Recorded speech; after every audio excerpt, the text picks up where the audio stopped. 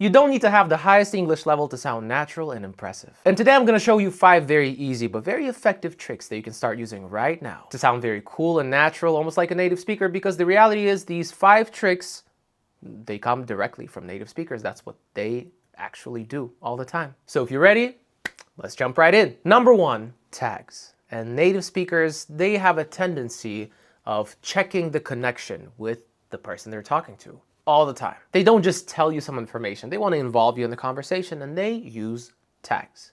So the first one is a very standard grammar tag question where you take your sentence and then you reverse auxiliary verb, but you got to make it opposite, and then the same subject of the sentence. You know exactly what I'm talking about, don't you? Right here, because the original sentence is affirmative, the tag is negative. He didn't call you, did he? Here, the original sentence is negative, so the tag will be affirmative. It's pretty difficult, isn't it? I'm not late, am I? Now, if you're not very confident with tag questions yet, well, you can actually replace them. You can replace them with right.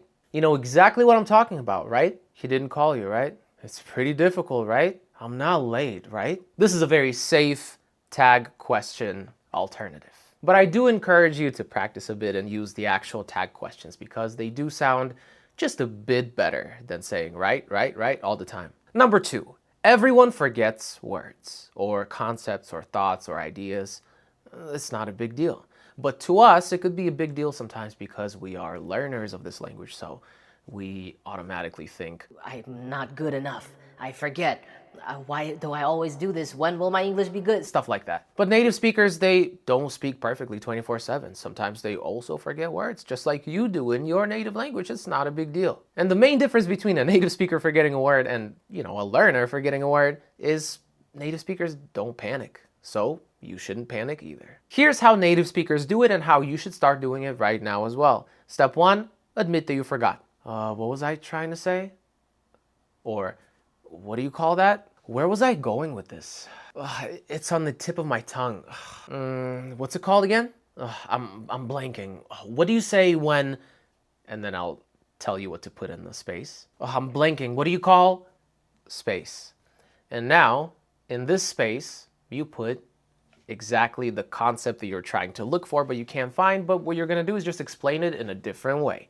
Even if it's very simple or basic, it doesn't matter. Because this is what real fluency is. It's not knowing every single word all the time. It's being able to navigate situations when you forgot. Or maybe you don't even know this word. It doesn't matter. So here are 3 templates that you will need. The thing that you use for verb ing. Or that feeling you get when subject plus verb. Or the place you go to, verb. For example, let's say ladle. The thing that you use for serving soup. There you go. Or disappointment. The feeling that you get when someone lets you down. Or post office. The place you go to, mail letters. The most important point here is don't panic. You can figure it out. You know enough to be able to do this. Now just take these templates and these expressions and start using them immediately. And it will help your confidence a lot. Back when I was learning English, I always felt alone. I felt very isolated, like I couldn't really ask anyone questions or even talk about my journey because no one around me could really understand. And it made my learning process just a bit more difficult because, I was all alone and it's not a pleasant feeling. I had to fully rely on myself for, progress and accountability and, fun and all of that stuff. And I did it, of course, I didn't have a choice, but deep inside I always longed for that connection and that sense of community and just a fun place to talk to other people who are learning English and exchange information and do little tasks and challenges, have accountability, meet sometimes maybe. So as a teacher now, I've decided to actually create this community. So welcome to my English Fluency Club on School. And this is a place where we talk, we exchange information and details. I also have a lot of amazing free resources there, but I'm really trying to get the community thing going so we can have discussions and you can send audios and videos and we can just talk. And once a week, we do a fluency call every Saturday where I'm going to be talking about something important, teaching something, or doing a practice session with you guys or answering your questions. I honestly just wanted to make a very comfortable, cozy, and warm place for English learners like you. So I'm gonna leave the link down below. Join our community. I have to say, it is not free. It's not, but like I said, you get a lot of resources with it, and of course the whole community accountability, the calls, and your support inside of the community helps me invest in the content more and other amazing educational resources, because this is my mission. I've dedicated myself to making sure the next generation of English speakers is fierce and strong. And that's what I really, really want. So if you're down for it, and if you want to be a part of my English Fluency Club along with other people, then the link is down below. You can join now. You can join month to month. You can join for the whole year and save a lot. That part is up to you. But I hope you check it out and give it a chance, and I can't wait to see you there. Let's continue with the video. Number 3. Fixing your own mistakes. And yes, mistakes will happen, and it's completely fine. It's not about making mistakes or not making mistakes. It's about what you do when you inevitably make a mistake. How do you handle it? Well, first of all, you have to stay calm. Don't panic, don't run away, don't start saying bad things about yourself, beating yourself up. That's really weird to do in a conversation. So just play it cool. So correct your own mistake if you catch it. If you don't, of course, what can you do? But if you do, just calmly correct yourself right away. Here are some templates for you to use. Let's say you said something incorrectly, you caught it, and then you say, what am I even saying? And then you give the correct version. Or you say something incorrectly, you catch yourself, and wait, what did I just say? And then you give the correct version.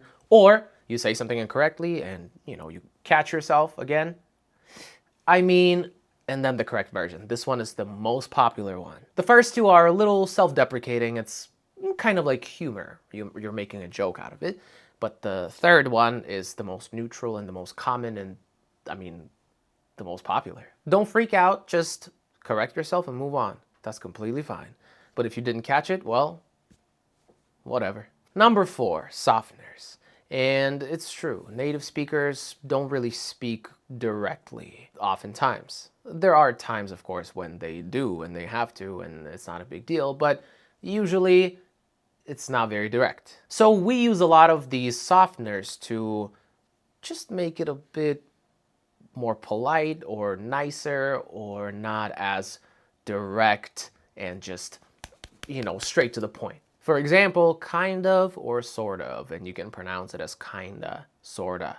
For example, I was thinking about it too. I was kind of thinking about it too. You don't want to say that you were actually thinking about it, because maybe it's not true, or maybe you don't want to make it seem like you gave it a lot of thought, so you just want to be cool about it. Yeah, I was kind of thinking about it too. Or something that could offend someone potentially. It was weird. It was weird. Well, it was kind of weird.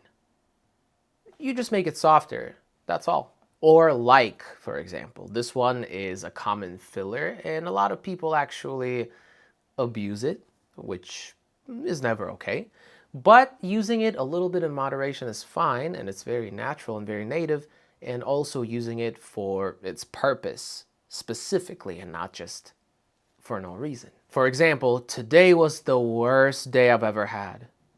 Now, this is a very strong statement, so you don't want to be too dramatic.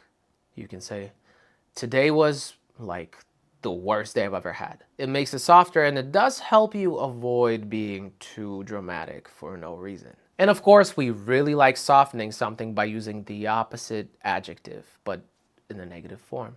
For example, if you want to say good, but you don't really want to say good, you can say not bad. You know what I mean? Boring, not fun. Difficult, not easy.